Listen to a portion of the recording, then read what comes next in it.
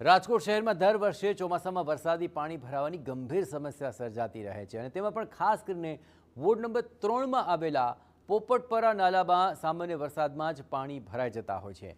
આ પોપટપરા નાળામાં પાણી ભરાવાની સમસ્યા ઉકેલવા માટે હવે મનપાએ એક્શન પ્લાન ઘડ્યો છે। જો નાળાની બાજુમાં આવેલી રેલવેની માલિકીની જગ્યામાંથી પાઇપલાઇન નાખવામાં આવે તો પાણીનો પ્રવાહ ડાયવર્ટ કરી શકાશે, પરંતુ નવી પાઇપલાઇન રેલવેની સરહદમાંથી પસાર થતી હોવાથી રાજકોટ મનપાએ પાઇપલાઇન નાખવા માટે રેલવે વિભાગની મંજૂરી માંગી છે।